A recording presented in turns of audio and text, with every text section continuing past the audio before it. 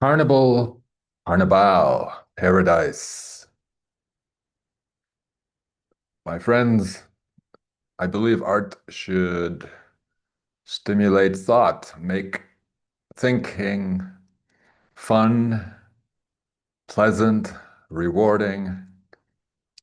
Today's little tour through some more or less famous paintings. It will involve some thinking, yes. But the reward, not quite what I would like. It's the old themes again. Let's begin with the painting I've used for the thumbnail. This is a painting from early 1800s. It's titled Adam and Eve in the Garden, or An Earthly Paradise. It's a familiar scene to people familiar with Judeo-Christian mythology. We have Adam and Eve in a tropical paradise, and Eve is handing Adam the forbidden fruit, the fruit God forbade them to eat. Seems to be a monkey up there eating the same fruit. The snake persuaded Eve to give this fruit to Adam and to eat it herself, promising them they would be immortal if they ate it. Well, we know what the cannibals do instead, eating human flesh and in the past drinking blood, but I think now injecting human blood, bypassing the digestive system and getting more of the youth-enhancing effect, I suppose. Well, we do have one fruit tree in this picture, but Adam and Eve are surrounded by mammals, birds, probably fish in here, domesticated animals as well, sheep and oxen, a horse. People do eat horses. People eat dogs too in some countries. Popular game. Swans were once upon a time popular food in Europe. Europe being the heart of world culture, of course. Well, the message seems clear. Why are you indulging in the forbidden fruit while you're surrounded by meat? Live, fresh meat. That seems the message to me. This is a next painting by Peter Bruegel again. A lesser known painting than the one I just analyzed prior to this. This one is known as the Land of Cocaine. Cocaine, did I say cocaine? Cocaine. Yeah, it's almost the same, isn't it? That's funny how they play with the words. This word cocaine, is supposed to be associated with a mythical paradise, a land of plenty where um, fowl, birds that is, present themselves to be eaten. Big birds, lark, I believe, fall from the sky, ready to be eaten. That's the carnivore paradise. Um, the reviewer of this painting, of course, is dazzled and fascinated. It's one of the most unusual and fascinating visions. And it's not fascinating once you start understanding it. Then it's repugnant, as I will show. Roasted geese obligingly place themselves on silver platters. What kind of sick fantasy is that? Pigs wander past with carving knives already strapped to their flanks. Yeah, no, that's actually not correct. As we see here, this pig doesn't just have a knife. Well, it doesn't really have a knife strapped to its flank. It has a knife shoved through its skin. The skin is holding the knife, and there's already a piece removed from this pig. Oh, what kind of sick people have these fantasies? We know who they are. um, this was the European aristocracy. Well, this is supposed to be an earthly paradise. Let's have a close look at how much of a paradise this is, really. We have a tree in the center. The artist didn't care to fully portray it. It simply serves as a table. There's only meat. Yes, meat, meat, meat. No plant products, no edible plant products. This tree is about to be consumed by a cloud-like object out of which a man is climbing with a giant spoon. He also wants to eat. People in these boats probably are fishing. Oops.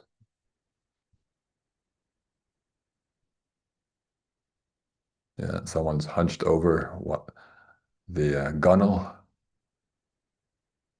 Me, another boat. The table.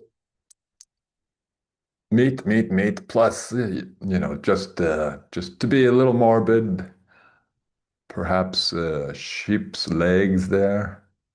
Sheep legs, goat legs. Yeah, these are roasted. I don't know exactly. Maybe piglets. And I'm not sure what this is, but it must be meat of some sort. But and this is perhaps the only non-meat product. Looks like a hunk of cheese, still animal product. Well, the conventional interpretation is that these three or four, five men are perhaps guilty of overeating, and the author wanted to warn us against gluttony and laziness. Or it's a celebration of a paradise in which you can be gluttonous and lazy. It's not clear, unless there's a third possibility. These three men,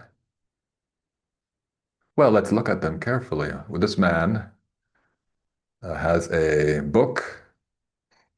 This is a long time ago, and this book is most likely the Bible. There is a little page, part of a scroll. It's hinting at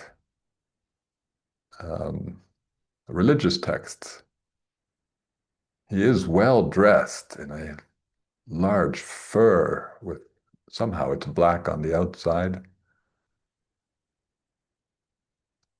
His pants and overshirt are skin colored. That's curious.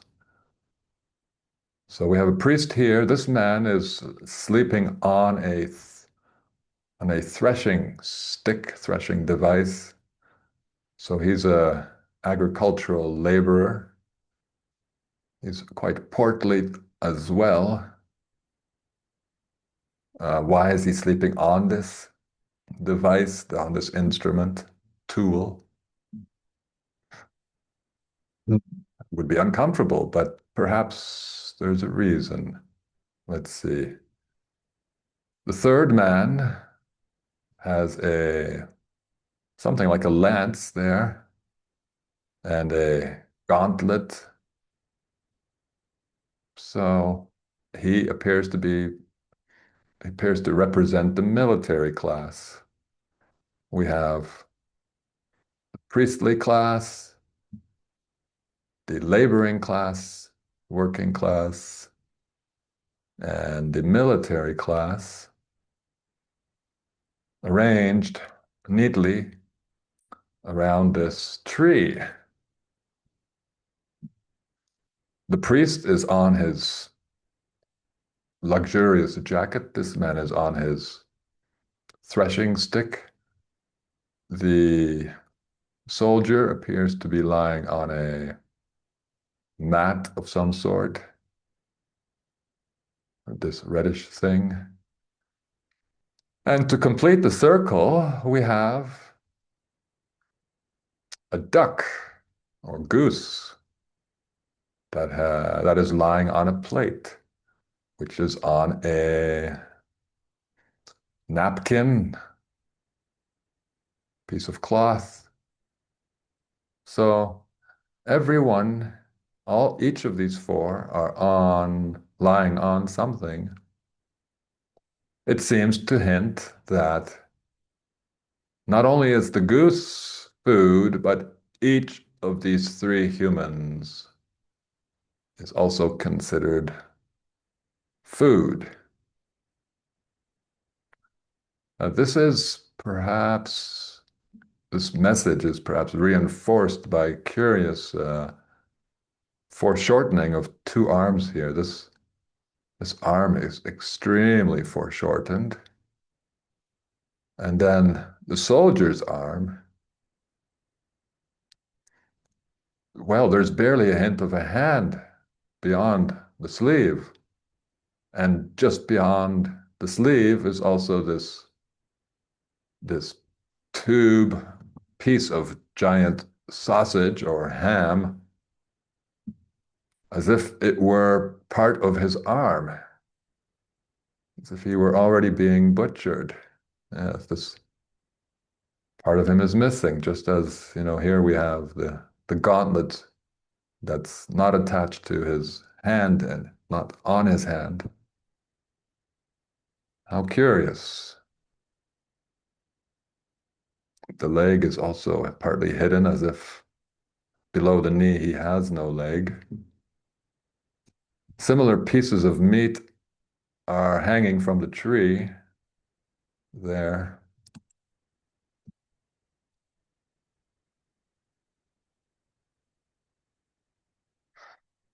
And maybe on the table or those cups.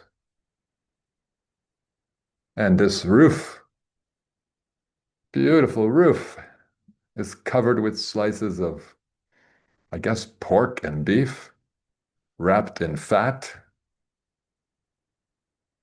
What a lucky man. Is this a soldier? Strange looking man lying like a dog on his mat in this strange shelter, wearing a helmet that seems too short for him. I mean, too small for him. He seems to have grown right into this helmet as if he were raised inside the helmet. His eyes are barely below what should we call it? Below the bottom of the hood of the helmet. His chin seems to have grown right into the bottom of the helmet. I don't think the visor can go down. Um, is he a dog or a soldier? Has he been tortured? What a strange and disturbing picture. And well, just in case you didn't think the author was sadistic, and sorry, the painter was sadistic and believed everything that moves should be eaten, he painted this egg with legs sticking out of it. It's moving, and yet there's a knife stuck through the top. Genius. Just these European painters were simply geniuses. There's a cactus well, as if the painter knew about the Americas. That's enough of Peter Bruegel. Let's have a look at something different. This is, who is the author here? Peter Artson. The Holy Family distributing alms on their journey to Egypt. I don't know if that's the title, but let's see if I can find the title. It's not so important anymore. Um, let's have a think about what's here. Meat, meat, meat. And I'm not sure any kitchen ever looked this way. I hope not. Cow's head. I mean, what possessed the painter to think that this is beautiful? As much as people may love meat, I don't think they want a photo of a butcher shop or a painting hanging in their living room. But it's but it's Renaissance art. It's supposed to be great. Um, in the background here, we do have the Virgin Mary on a donkey carrying the baby Jesus and handing a circular whitish object to some beggars. Well, well, well, what could that mean? If you know about the Eucharist ceremony of the Catholic and Orthodox churches, the the Eucharist is this includes this round wafer bread that symbolizes the body of Jesus. So she is symbolically feeding her child to the beggars. So this is not merely about carnivorism. This is also about cannibalism.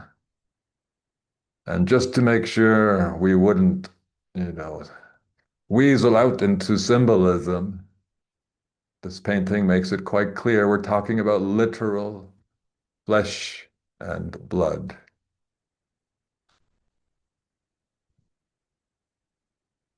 Um, over here we have a carcass of a cow or ox hanging from a crossbar similar to the famous picture by Rembrandt. It's hanging like Jesus from the cross. Seems to be the working class here. They've been busy eating seafood, shellfish. Um, yeah, I know a bit of Dutch, but I'm not going to try to read that. Don't know enough of it anymore. Enough of that one. Here's another beauty. Maybe those are pork ribs with part of the guts still hanging. Who made this? Coco's Green Deli. I don't know if that's the name of the artist. I don't particularly care. It's Renaissance art. These birds arranged in a nice circle. I'm not sure what kind of fowl they are. Pheasants, perhaps. Pheasants, yeah, from the long tails there. They have nice ruffled necks. Keep that in mind, ruffled necks. Um, these chickens, I think, or pheasants. I almost said peasants. Hmm. Yeah, that's the kind of art you want. Hanging in your kitchen, maybe, just to make you hungry. Sure. The ruffled neck of the bird. There's we don't really need this. Didn't plan to show this. Yeah, plenty of fruit in this one. Depiction of food in Renaissance art. I'm sure they've got something interesting to say. Food often carried symbolic meaning, representing virtues, biblical narratives, moral lessons. Oh gosh. No, they just love food. These people were, well, who doesn't? But um, maybe it's not appropriate for or good subject matter for painting, for art. Well, it's not very thought-provoking. Let's have a look at some ladies and men with ruffled necks. How do you like that? Did people really wear such things? Did the aristocracy really dress this way? This woman does look like a peacock, perhaps, or a pheasant. I almost said peasant again. Fish. And there's that hanging carcass again from a crossbar, just like Rembrandt's. I think it is an allusion to the crucifixion. Uh, this woman is carrying some dead fowl from her in her right hand. Plenty of meat. This man looks a bit mad.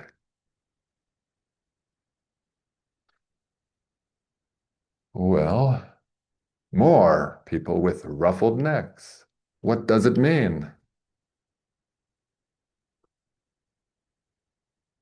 Hmm, three ladies, four,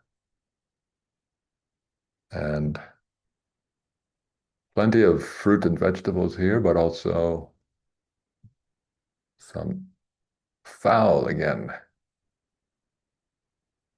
Rooster, maybe? Roosters can have ruffled necks, by the way. And, well,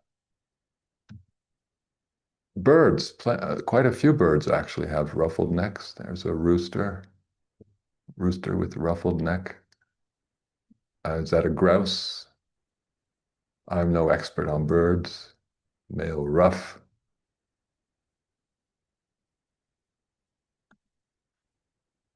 Yeah, it's a grouse with ruffled neck and some nice, is it plumage? And lo and behold, almost the same plumage as Queen Elizabeth I and her. There she is in her ruffled costume.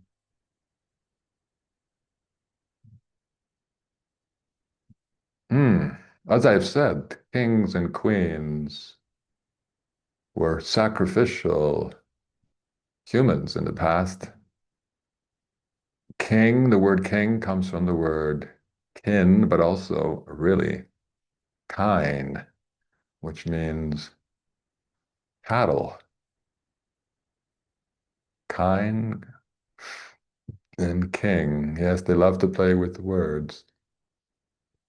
And in this case, the queen is, I'd say she's a grouse. Probably popular eating at one time. Well, this takes us to the modern time. Salvador Dali. What's this piece of trash called? I don't know.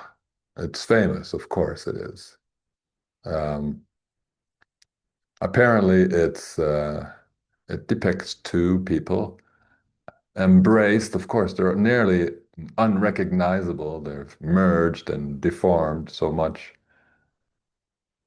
We do have four hands. One, two, three. What happened to my cursor? I don't like that, but live with it. One hand is holding a knife,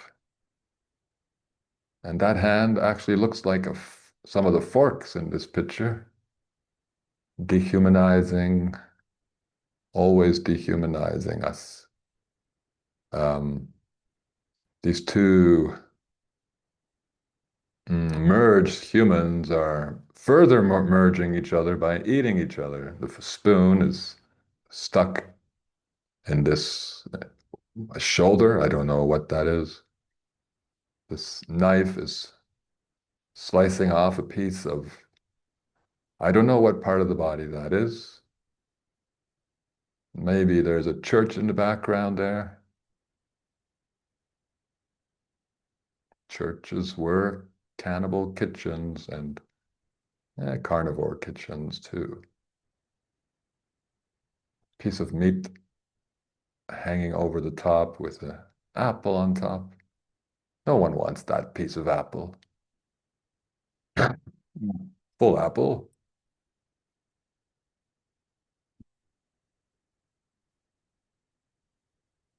More pieces of meat. Well, enough of Dali. We have plenty of movies. Dali is now history, and well, no one goes to galleries anymore, but people still watch movies. Plenty of cannibalism there too. Carnivorism, not so popular, not gruesome enough. We've become too desensitized. Have to up the ante, and well, we don't need that. Well, there you go. A little tour through European painting from Peter Bruegel to Salvador Dali. If you feel sometimes you're not sophisticated enough because you haven't studied fine arts, well, you're not missing much. Um, obviously, the world of art needs something of a revolution, evolution. Maybe one day I'll do my best to produce something better and share it. I may actually have something in my back pocket for later. Um, what else can be said about this tour of, Satan's gallery? Well, it's further confirmation that we are living or we are ruled by some very sick people,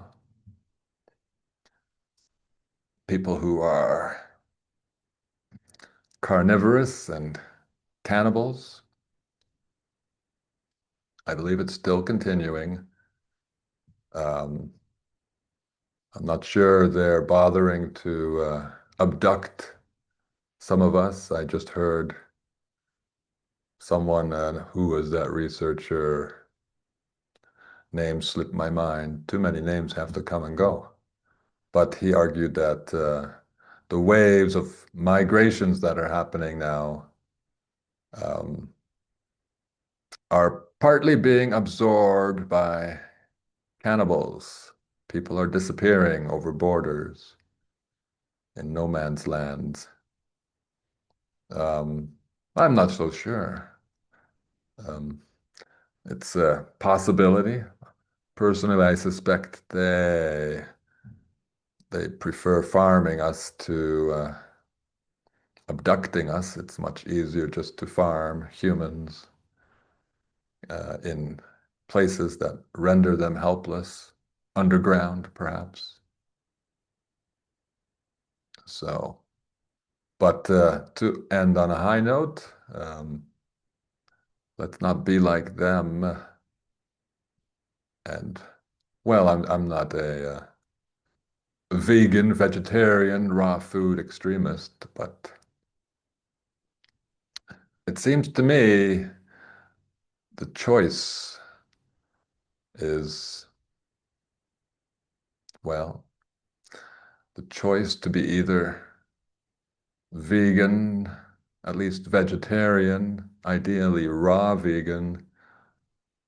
I think that choice is becoming more desirable. I don't want to be like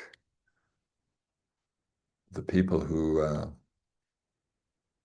ruling over us and seem to think everything but themselves, of course, is meat to be eaten. Perhaps that's the logical outcome of the meat-based diet, raising animals to be eaten. Um, raising animals to be eaten. It's a strange world. You are in some ways being the parent of the animal, the the savior, feeding them without farmers feeding animals, the animals would perish. So they are being saved in some ways. Well, very, very literally. And then to hand over those animals for slaughter, that is bizarre. I mean, people do grow close to animals when they raise them, but I guess if you raise 1,000 animals, that's no longer possible. Animals become numbers, like children in schools. You try to educate too many, you can't connect with them anymore. And they do become annoying in addition to just people, strangers, really. You never make any connection to them. But I'm rambling a bit. No, maybe not getting too deep into the psychology behind our diets. Well, if you're interested in perhaps even more coherent deliveries of such lectures and my work in general, you can find more.